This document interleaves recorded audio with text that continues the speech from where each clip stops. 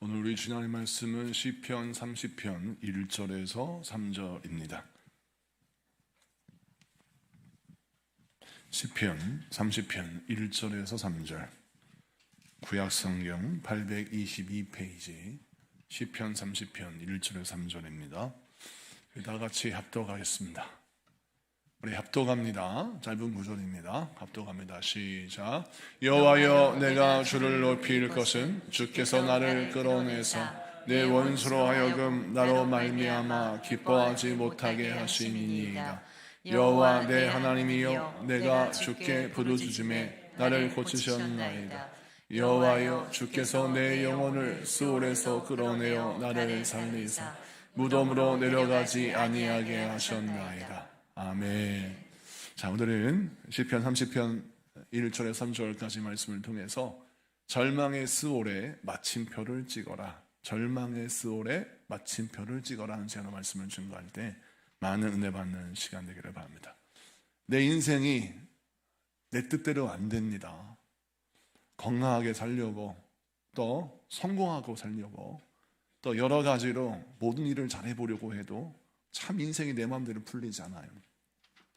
때로는 냉혹한 현실이 우리를 절망의 심연 깊숙한 곳에 우리를 몰아넣기도 합니다. 오늘 성령의 감동 가운데 기록한 다윗도 그의 인생의 깊은 심연, 절망의 고통의 밑바닥에서 어려움을 당했던 그 기록을 오늘 말씀에 남기고 있습니다. 그의 힘들 어려운 환난의 상황을 스올이라고, 무덤이라고 표현했습니다. 왜 그가 당한 환난과 고난을 스올, 무덤으로 표현했을까요? 이유는 그가 아무리 주위를 둘러보아도 희망이 보이지 않고 소망이 보이지 않았기 때문입니다. 그를 둘러싼 원수들이 얼마나 많은지, 그가 하지도 않은 말을 했다고 그러고, 그가 저지르지도 않았던 죄를 저질렀다 그러고, 다윗은 하나님 앞에 올바로 서려고 몸부림치는 사람이었는데 다윗이 역적으로 모의를 하여 왕권을 창탈하려겠다고 억울한 누명을 씌웠는데, 문제는 사람들이 그 말을 믿기 시작했습니다. 그래서 다윗이 큰 어려움을 겪었어요. 그야말로 나라 온 민족의 공공의 적이 되어서 사람들에게 신뢰받는 자가 아니라 사람에게 의심받고 손가락질 받는 자가 되어버렸어요. 뿐만 아니라 질병과 고통이 그를 억눌렀고 가난과 고통이 그를 괴롭혔으며 그의 인생 가운데 큰 환난이 그의 인생을 넘어뜨리는 원수가 되었습니다. 그를 둘러싼 질병에 또 여러 가지 사건 사고의 고통과 사람의 그 갈등이 그의 인생의 삶의 모든 지경을 스올, 무덤의 가장자리에 내몰았다라는 것이죠. 그런데 여러분, 우리가 알다시피 다윗이 어떤 사람입니까? 믿음의 사람이에요. 누가 봐도 하나님이 기뻐하시는 믿음의 사람입니다. 그런 믿음의 사람이 왜 이렇게 원수들에 둘러싸여 인생을 살아갈 수밖에 없을까요? 지은 죄가 많아서? 아닙니다. 여러분, 그가 게으르고 나태해서? 아닙니다. 그는 정말 하나님 앞에 부지런한 자였고 성실한 자였고 신실한 자였습니다. 여러분, 다윗과 같은 고통을 당한 자가 또 누가 있습니까? 욥기에 보면 욥이 있습니다. 욥을 설명할 때 욥기서 1장 1절에 이렇게 설명하고 있습니다. 욥기서 1장 1절 말씀 한번 같이 볼까요? 자, 같이 봉독합니다. 시작. 우수 땅에 욥이라 불리는 사람이 있었는데 그 사람은 온전하고 정직하여 하나님을 경외하며 악에서 떠난 자더라. 아멘. 성경은 성령의 감동이 기록한 책입니다. 욥기서에서 증언하는 욥은 오늘 말씀 그대로 하나님이 보시기에 온전하고 정직하고 하나님을 경외하고 악에서 떠난 자입니다. 그런데 그런 사람을 사단이 시기하고 질투합니다. 성경 말씀에 보면 욥기서 1장에 보니까 사탄이 하나님 앞에 항변하고 뭐라 하냐면, 하나님, 욥이 하나님을 경외하는 것 같고 죄를 떠난 것 같고 의인인 것 같지만 그가 이렇게 하나님을 섬기는 것은 하나님이 그에게 복을 주셨기 때문입니다. 하나님의 복을 받았기 때문에 그가 하나님을 섬기는 듯 보이지, 하나님이 그 복을 빼앗아가시면 욥은 하나님을 면전에서 저주할 것이고 하나님을 떠날 것이다 라고 말할 정도로 욥은 사단에게 시기와 질투를 받았습니다. 또 급기야는 그 욥의 믿음이 진짜인지 가짜인지 시험하고 싶다고 사단이 덤벼들어서 욥의 믿음을 무너뜨리기를 원했어요. 여러분, 사탄은 믿음의 사람들의 어떤 모습을 보고자 하냐면 믿음의 삶이 무너지는 걸 보고 싶어요. 평소에는 하나님을 섬기는 사람이고 하나님이 축복하신 사람이라고 생각하는데 그런 사람이 좀 무너지는 것을 보고 통쾌함을 누리고 싶은 겁니다. 그래서 다윗이 무너지는 걸 기대하고 또 이 욥이 무너지는 걸 기대하는 거예요. 근데 성경은 이게 뭐라고 말씀합니까? 욥과 다윗은 사단이 시기할 정도로 하나님께 사랑받는 자임을 알라고 성경은 증언하고 있습니다. 할렐루야. 그래서 우리 믿음의 사람들은 사단이 가져오는 시험과 환난, 고통과 수월의 아픔을 만났을 때에는 어떻게 나의 인생의 수월을 해결할 것인가, 그 수월을 해결하는 인생의 나의 고통과 무덤 같은 고난을 해결할 수 있는 그 출발점은 무엇이어야 되냐면 하나님이 나를 사랑하시는데 사단과 원수 마귀가 나를 시기할 정도로 하나님은 나를 사랑하시고 인정하신다라고 하는 그 하나님의 사랑을 믿는, 신뢰하는 그 믿음에서부터 출발할 때 수월에서부터 우리가 해방을 얻을 수가 있는 것입니다. 오늘 이 말씀을 통해서 저와 여러분, 우리 하나님의 사랑을 의심하지 말고 나를 향하신 하나님의 그 신뢰와 하나님의 그 응원을 의심하지 말고 믿음으로 주 앞에 나아가 승리하는 여러분에게 축복합니다. 자, 그러면 오늘 본문을 중심을 통해서 다윗이 빠져들었던, 다윗을 둘러싼 원수들이 가져온 수월, 그가 만났던 환난이 그를 몰아내었던 수월, 그 무덤과 같은 고통을 어떻게 극복했는지 말씀을 살펴보도록 하겠습니다. 스올이라고 하는 말은 원래 원어의 뜻은 암흑이라는 뜻입니다.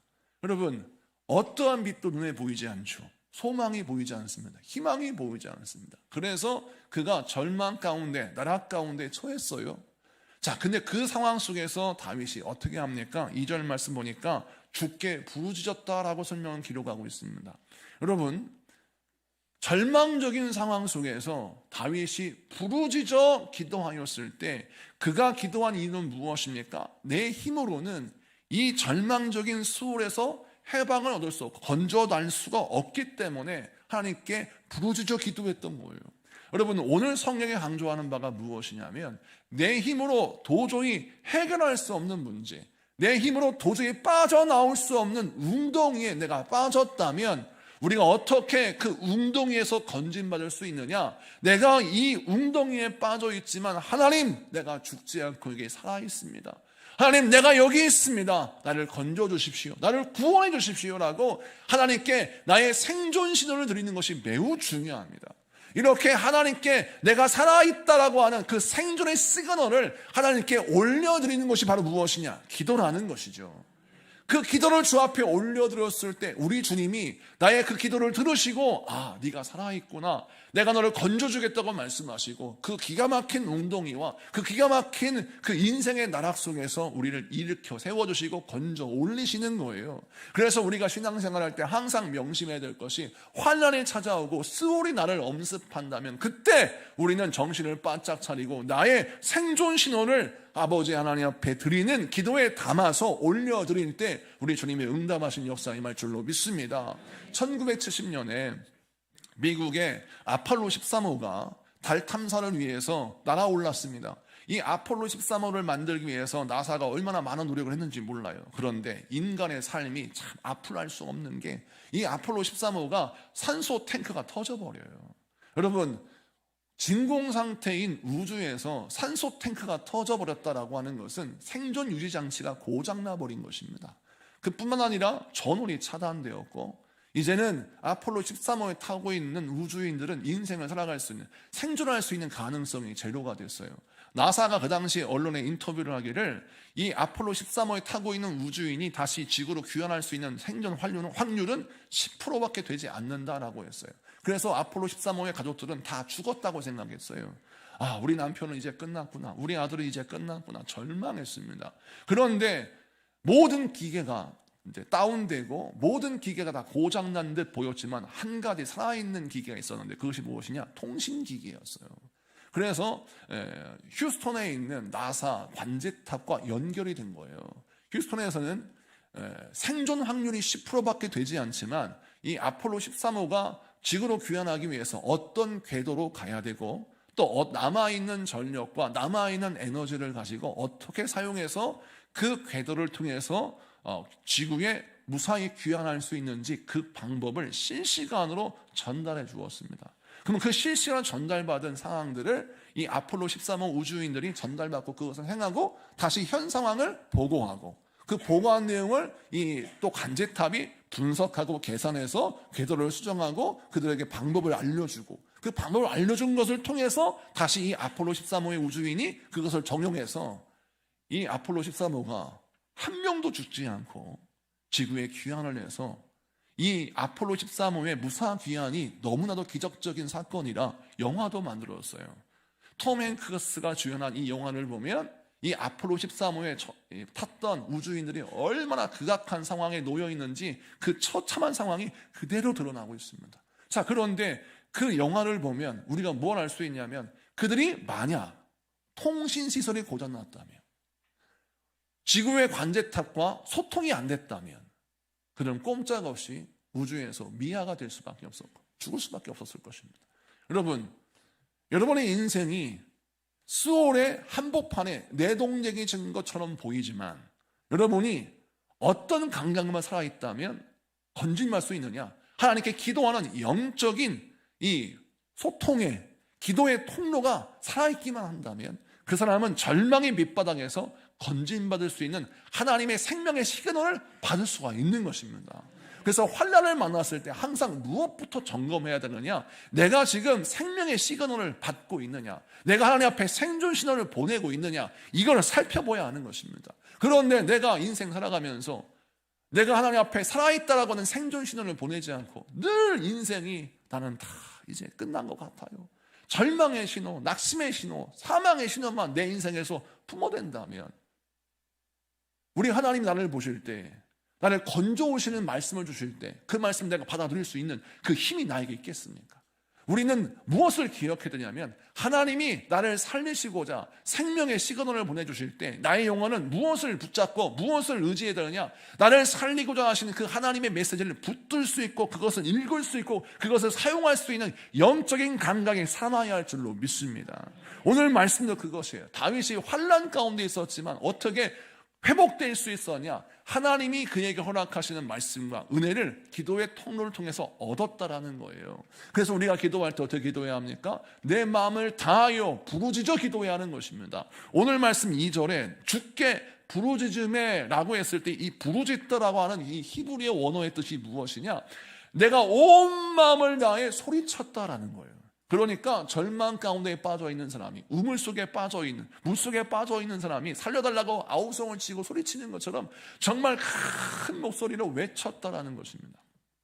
다윗이 그렇게 큰 목소리로 외친 이유가 무엇입니까? 그렇게 외치지 않으면 내가 살 수 없었기 때문입니다. 그렇게 외치지 않으면 내가 하루하루를 견딜 수 없었기 때문에 하나님 앞에 그렇게 매달린 것이죠. 여러분, 교회에 와서 성전에 와서 간절히 기도하는 성도들 가운데 어떤 사람이 있습니까? 내가 이렇게 기도하지 않으면 가슴이 터질 것 같고 내가 이렇게 기도하지 않으면 죽을 것 같은 인생의 고난 속에 짓눌려 있기 때문에 그렇습니다. 그들의 살 길은 어디예요? 하나님께 목이 터져라 기도하는 것이죠. 주 앞에 간구하여서 하나님 나를 좀 살려주십시오, 나를 좀 구원해 주십시오 라고 기도하는 것이죠. 이 기도에는 애절함이 담겨있고 그의 믿음이 담겨있는 거예요. 그런데 우리가 주의해야 될 것은 이 기도가 일회성으로 끝나면 안 되는 거예요. 마가복음 10장에 보면 우리 예수님이 여리고에 오셔서 말씀을 증거하는 장면이 등장합니다. 성경 말씀 마가복음 10장 46절을 봅니다. 다 같이 읽습니다. 시작. 그들이 여리고에 이르렀더니 예수께서 제자들과 허다한 무리와 함께 여리고에서 나가실 때에 디메오의 아들인 맹인거지 바디메오가 길가에 앉았다가 아멘. 오늘 말씀 보니까 예수님이 여리고에 이르러서 사역을 하시고 여리고에 나가실 때에 라고 성경을 기록하고 있습니다. 그렇게 마가복음 10장 46절은 어떤 시간의 타이밍을 설명하냐면 예수님이 이제 여리고에서 사역을 마치시고 여리고를 나가셔서 어딘가를 향해서 가신다라고 성경 기록하고 있어요. 그럼 마가복음 11장에는 뭐가 나오느냐? 예루살렘에 입성하신 예수님이 등장합니다. 종료주일에 여러분 우리가 사순절이 시작할 때 사순절이 시작하고 고난주간이 시작할 때 종료주일이라 하죠. 이 종료주일 고난주간이 시작하는 첫 주일, 이 주일은 무엇을 상징합니까? 예수님이 고난받으시기 위하여 예루살렘에 입성하신 날을 기념하는 절기가 종료 주일이에요. 부활절 전주.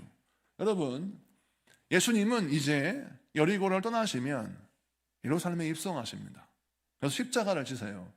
그리고 죽으시고 3일 만에 부활하시죠. 그런 다음에 40일 동안 부활하신 몸으로 제자들과 함께 말씀을 나누시고 승천하십니다. 자, 무슨 얘기냐? 예수님이 육신을 입고 여리고에 다시 오실 일은 없다라는 거예요. 오늘 마가복음 10장 46절에 소경거지 바디메오가 육신을 입고 이 땅에 오신 예수님을 눈으로 직접 보고 손으로 직접 만지고 예수님과 직접 대화할 수 있는 그 기회는 지금밖에 없다는 거예요. 이때가 지나면 예수님은 십자가에 못 박혀 죽으시고 부활하시고 40일 만에 승천하신다는 거예요. 그런데 그 당시에 여리고 있는 사람들은 어떤 생각을 했느냐? 뭐 꼭 오늘만 날이요. 아니, 내일도 오시지 않겠어? 예수님이 오늘 오셔서 여리고의 말씀을 증거하셨는데, 아니, 내일 예루살렘 갔다가 다음 주에 오실 수도 있지 라고 하는 생각을 가질 수 있겠죠. 여리고에 있는 사람들은 그런 생각을 가졌을 것입니다. 오늘만이 날이야.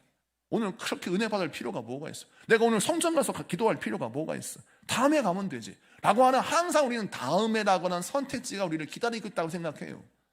그런데 성경은 이게 말씀합니다. 그 다음이 나이가 허락되지 않을 수도 있다라는 거예요. 소경거지 바디메오는 지금 예수님이 여리고를 막 떠나시는데 이때가 내가 살 수 있는 때, 이때가 눈이 멀었던 내가 눈을 뜨고 거지 생활을 종식할 수 있는 절호의 기회다라고 생각했어요. 그래서 소경거지 바디메오가 오늘 성경 말씀 그 다음 절에 보면 다윗의 자손 예수여 나를 불쌍히 여기소서라고 소리쳐 기도합니다. 자, 이때 중요해요. 그가 소리쳐 기도했을 때 예수님은 가시던 걸음을 멈추고 그에게 반응하셨어야 옳아요. 그런데 반응하지 않으십니다. 첫 번째 기도에 응답하지 않으세요. 뭐라고 가타부타 말씀 안 하세요. 그리고 어떤 일이 벌어지냐면 성경 말씀 47절 48절을 봅시다.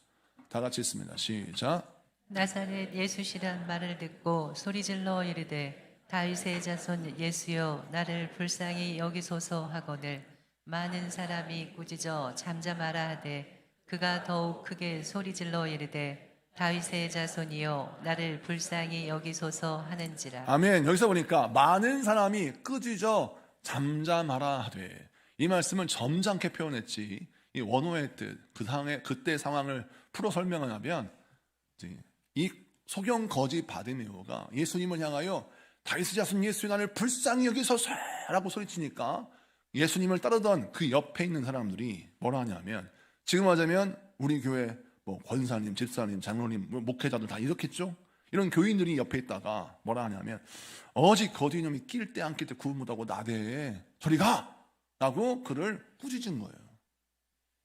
여러분, 이쯤 되면 소경거지 바디메오 입장에서는 시험 들기 딱 좋은 상황이죠. 아니, 내가 평소에 예수님에 대한 소문을 들었는데 예수님은 뭐 죄인이건 세인이건 누구건 간에 예수님께 나오는 모든 사람들을 살려주시고 고쳐주시고 그를 구원하신다고 하더니만 얘기하고 틀리구만. 아니, 예수님께 내가 기도했는데, 내가 간구했는데 예수님 못 들은 척하고 가시고, 또 예수님 옆에 있는 예수쟁이들은 뭐라 하냐면 나같이 그지가 어떻게, 나같이 소경인 사람이 어떻게 주님께 기도하냐고 나를 구박하고 조롱하고 핍박하는데, 야, 나 실망했어. 교회도 별건 아니구만, 예수쟁이들도 별거 아니구만, 이런 생각을 할 수밖에 없는 상황입니다. 그런데 이런 상황에서 예수님이 나서셔야 되잖아요. 생각해 보세요. 예수님이 나서셔야 됩니다. 만약 우리 교회에서 그런 일이 벌어진다, 그러면 제가 나서지 않겠습니까? 나가서서 권사님 그렇게 말씀하시면 안 되지요. 집사님 그렇게 행동하시면 안 됩니다. 저분을 위해서 기도하고 우리가 이렇게 실족하지 않도록 지혜롭게 해야 됩니다 라고 권면하겠지요. 자, 그런데 예수님은 아무 말씀 안 하시는 거예요.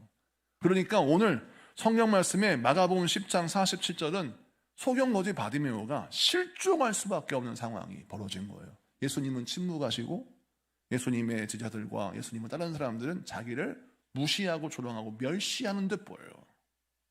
자, 그러면 내가 원래 부자라면 이들의 멸시가 상처가 안 돼요. 왜?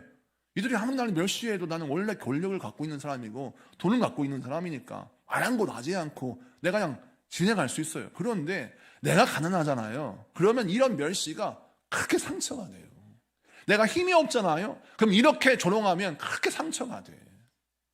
그런데 소경고지 바디메오가 뭐라 합니까? 성경 말씀 보니까 더욱 크게 소리질러.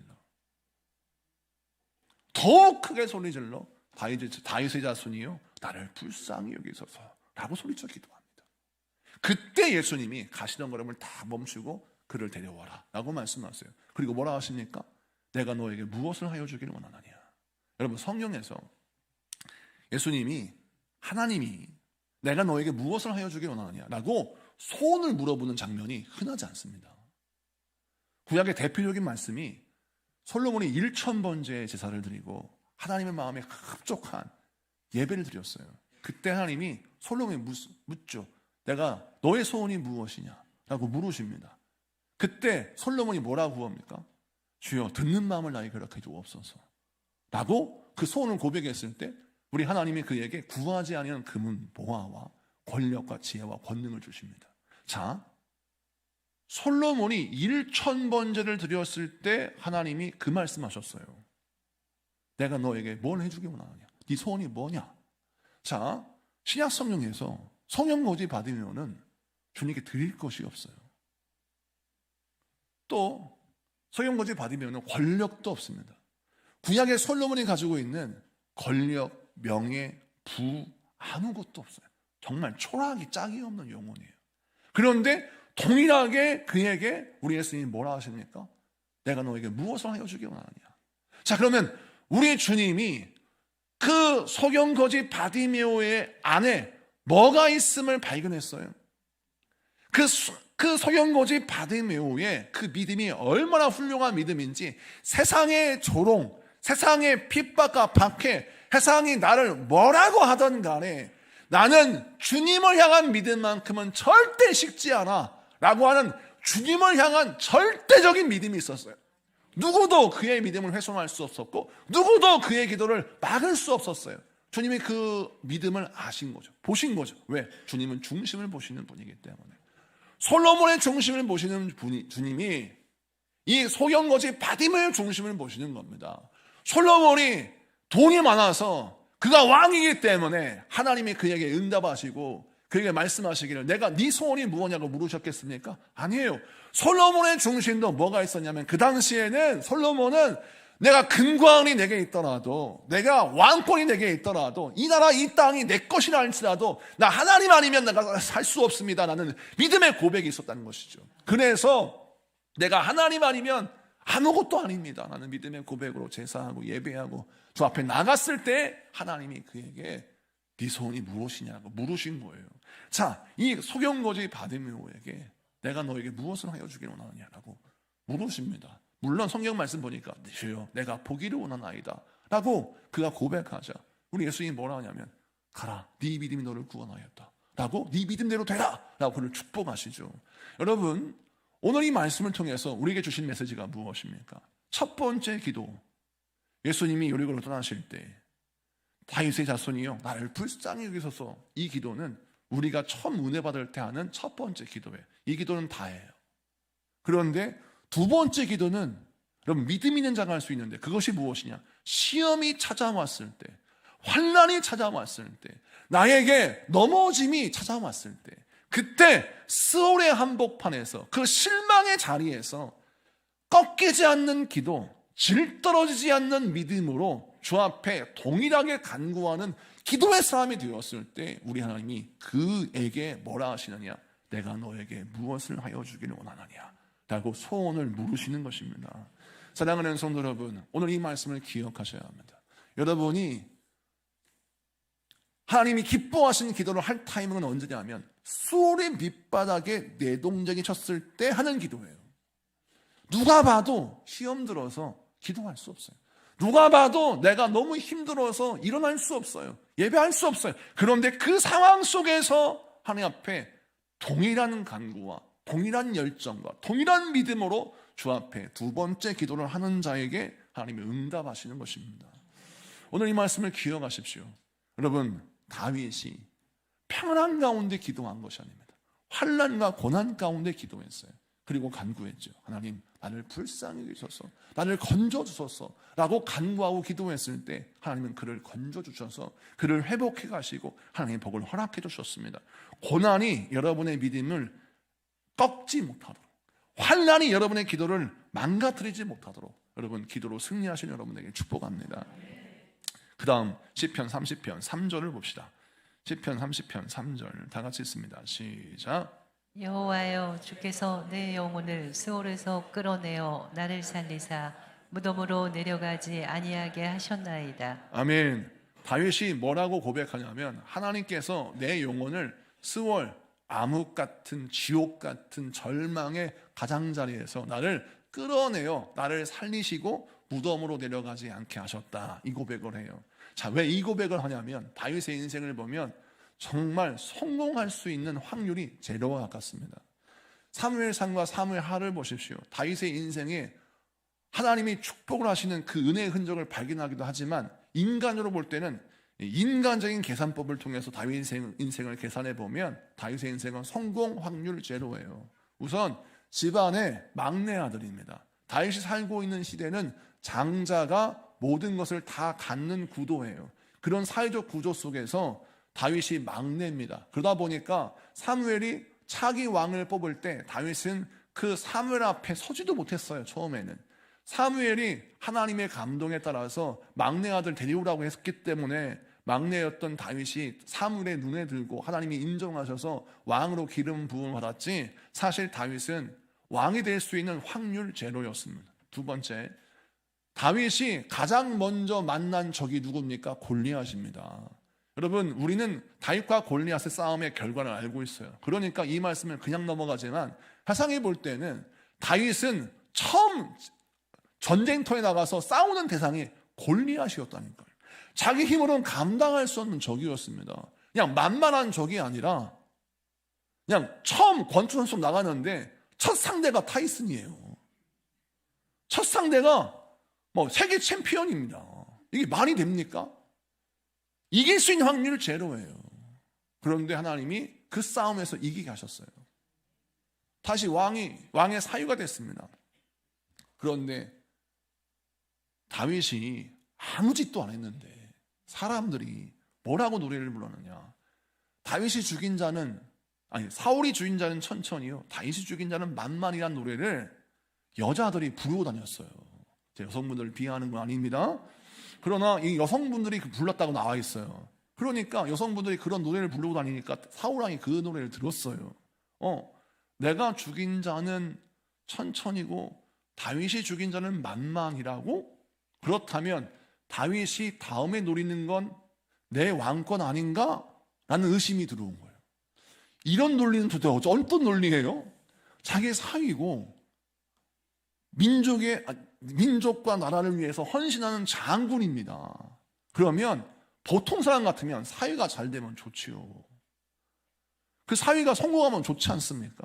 그런데 악한 원수마귀는요, 장인과 사위를 이렇게 갈라놔요. 이간질을 하는 겁니다. 그래서 사울왕이 다윗을 미워했습니다. 그를 죽이려고 합니다. 더 나아가 이제는 다윗이 짓지도 않은 죄를 지었다고 누명을 씌워서 역적으로 몰아요. 자, 이 상황에서 다윗이 살 수 있을까요? 못 살아요. 성경을 보면 다윗이 도망을 다니는데 숨겨준 사람이 없습니다.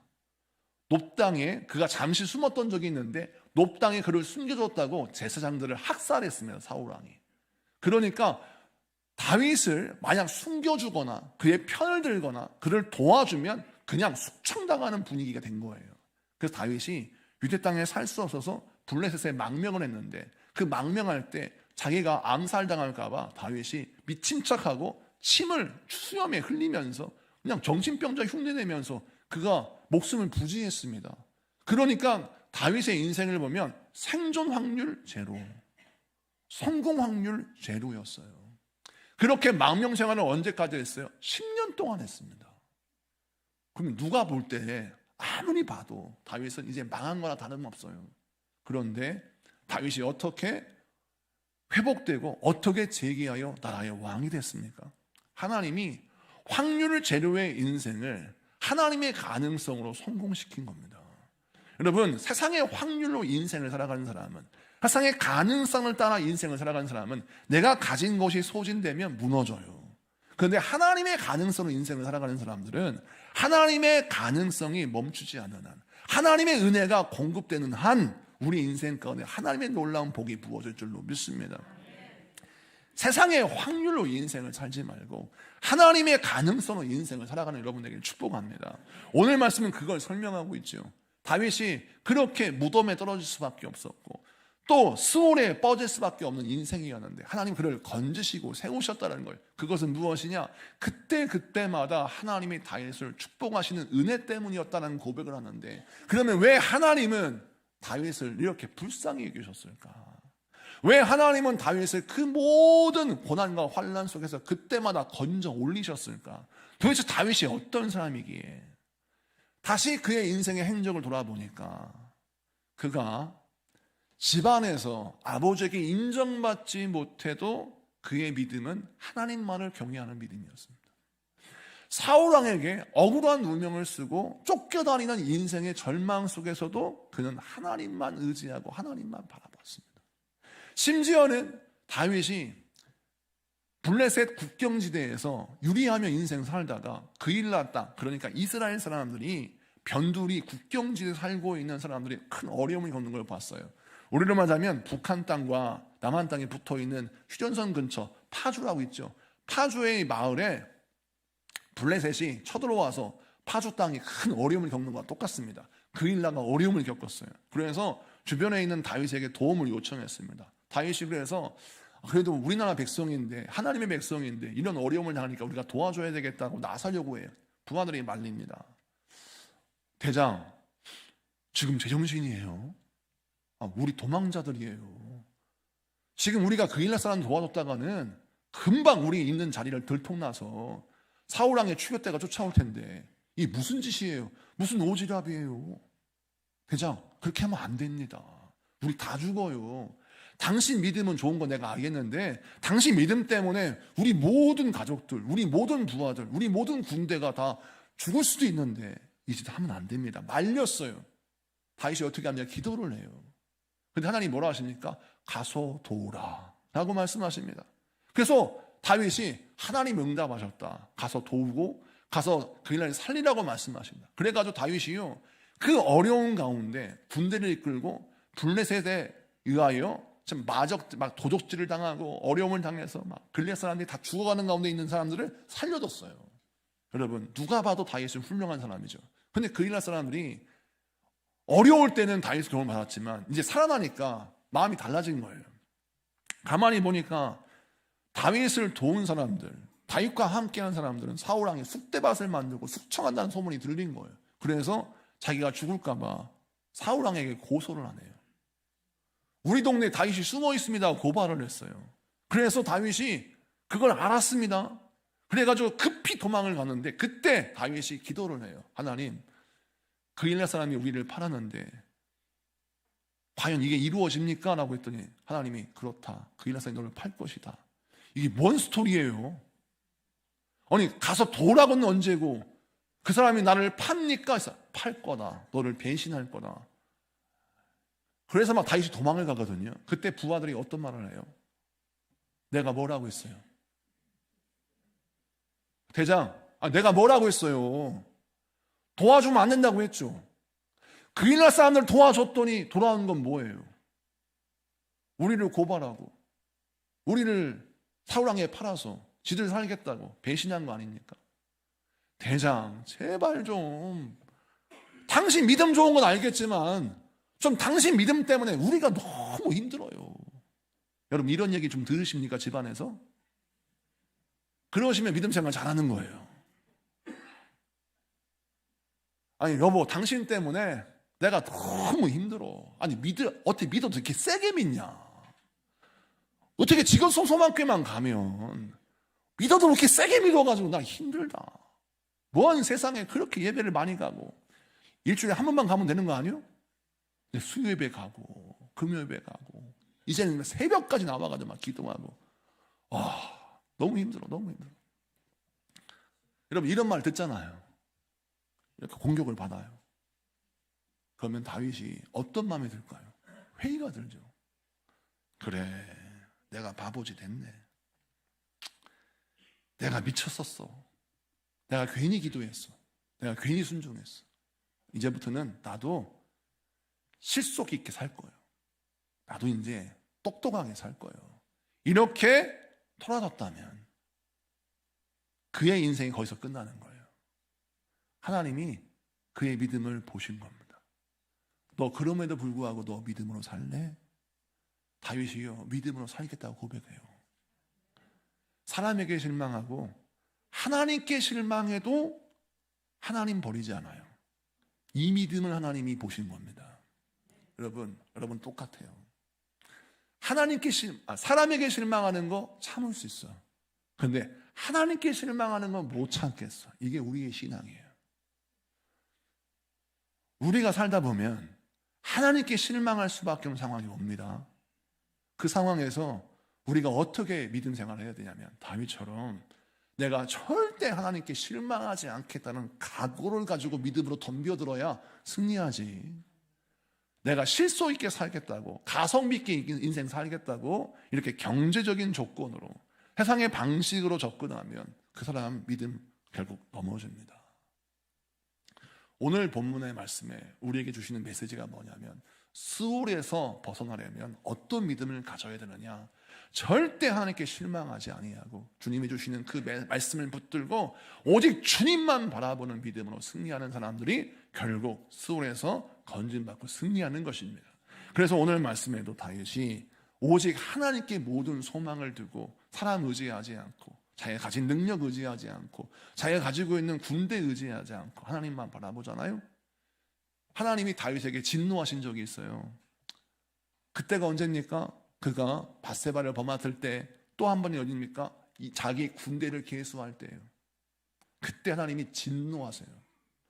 아니 다윗이 자기의 군대를 계수할 수도 있죠. 내가 가진 힘을 셀 수도 있지 않습니까? 내가 군대가 몇 명이 있지? 내가 힘이 얼마나 있을까? 라고 자기의 힘, 자기의 군대, 자기의 능력을 한번 계수하고 싶었을 거예요. 그런데 하나님이요 진노하셨어요. 왜 진노하셨습니까? 다윗이 교만해졌다라고 생각하셨기 때문입니다. 하나님은 다윗에게 어떤 믿음을 요구하셨냐면 네가 가진 것을 통해서 네가 강해지는 것이 아니라 내가 너를 도왔기 때문에 네가 강해지는 거다. 할렐루야. 그 믿음을 요구하셨고 그 믿음이 훼손되는 걸 하나님은 용납하지 않으셨어요. 이게 하나님의 은혜예요. 우리 하나님이 여러분의 어떤 믿음을 요구하기 원하십니까? 네가 가진 힘으로 네가 승리하는 것이 아니라 내가 너를 도왔기에 네가 승리하는 것이다. 이 믿음은 평생 살라고 말씀하시는 거예요. 이것이 바로 세상의 통계로 사는 인생이 아니라 하나님의 말씀으로 하나님의 가능성으로 인생을 살아가는 이 사람의 삶인 것입니다. 말씀을 마치고 정리합니다. 절망의 소울 속에서 우리가 건짐받고 회복할 수 있으려면 우리가 어떻게 신앙생활을 해야 합니까? 나를 사랑하시는 하나님의 사랑을 의심하지 말아야 합니다. 보이는 현상 때문에 하나님 의심하면 안 돼요. 내게 주어진 상황 때문에 하나님의 사랑을 여러분 저울질하면 안 돼요. 하나님의 사랑은 변하지 않습니다. 우리 하나님은 나를 위하여 예수 그리스도를 아낌없이 내어주셔서 십자가에 못 박혀 죽으시고 그분의 피로 말미암아 우리가 죄 사함 받게 하시고 하나님의 자녀가 되게 하셔 주셨어요. 하나님은 자기 아들을 아끼지 아니하시는 분입니다. 그만큼 우리를 사랑하세요. 나를 향하신 하나님의 사랑을 의심하지 않는 그 믿음이 바로 스올에서부터 우리가 건짐받는 출발점이에요. 그 다음에 어떻게 해야 됩니까? 우리가 기도할 때 어떤 기도를 해야 됩니까? 꺾이지 않는 두 번째 기도를 할 줄 알아야 되는 거예요. 세상의 환난과 고난이 나에게 찾아왔다 할지라도, 세상의 무시와 조롱과 손가락질이 나에게 찾아왔다 할지라도, 나의 기도가 질떨어지지 아니하고 나의 믿음이 변질되지 아니하고 주 앞에 간절한 믿음과 온전한 믿음으로 간구하고 기도하는 이 두 번째 기도, 이 두 번째 믿음이 그에게 나타났을 때 역사가 나타나는 것이에요. 세 번째 무엇입니까? 세상의 통계와 가능성으로 인생을 사는 것을 내려놓고 하나님의 가능성으로 인생을 살아가는 것입니다. 내가 사람에게 실망해도, 상황에 실망해도, 환경에 실망해도 오직 주님만 바라보며 주님이 나에게 허락하신 귀에 붙들고 주 앞에 나아갔을 때 우리 주님께서 소울에서, 무덤에서 여러분을 건져 올리시고 승리하게 하실 줄로 믿습니다. 이 말씀 붙들고 저와 여러분 믿음으로 승리하는 우리 모두가 되기를 축복합니다.